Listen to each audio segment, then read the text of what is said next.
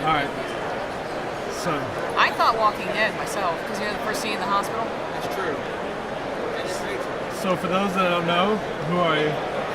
My name is Audrey Soffa. I do comics online, and for 7 years I've run a webcomic called The Bunny System.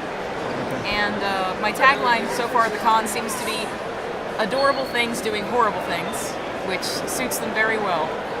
Basically, you've got bunnies that are, well, they're the most dominant thing in their environment, so they start displaying all the traits that humans do, which is to say they get a little obese, they get bored, they start discussing things that humans would talk about, politics, philosophy, God knows what else.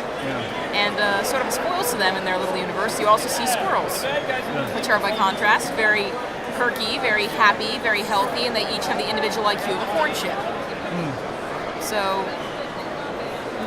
it's a lot of fun, I think. It's fun for someone with a taste for animal on animal violence and a bit of a brain. I guess you could consider it some adult content, if only because some of it would only be interesting to an adult. But there's some stuff I think a kid could get in there, mostly beating the hell out of squirrels. There is no swearing, except once. There is some, intimate contact, but it all takes place behind a big, clunky, ugly censor bar. And there is violence. Lots and lots of animal on animal violence. So if this is your kind of thing, I highly recommend it. I've also got my little series Sauce, which features our little friend Sauce. He only does two things: screams the word sauce and throws up, but he does it very well. So it's right here, right? Absolutely. It's Bunnies is a little more intellectual. By contrast, Sauce is a little more visceral. Okay. And I'm trying to find a new project now to do, and we'll see what comes of that. Okay. What are your main sources of influence? Well, I'm pretty sure Bugs Bunny definitely has to be in there somewhere. Yeah. That would definitely be the source of the admiration for rabbits and penchant for animal on animal violence. Yeah. I've always liked Charles Schultz. I guess I sort of get that's more of a stylistic influence though than an actual content one, because he would not approve of this. Yeah. And just anything I see, whenever I learn something new, sometimes somehow finds its way to make its way into the comics, whether it's math, history, Victorian flower language.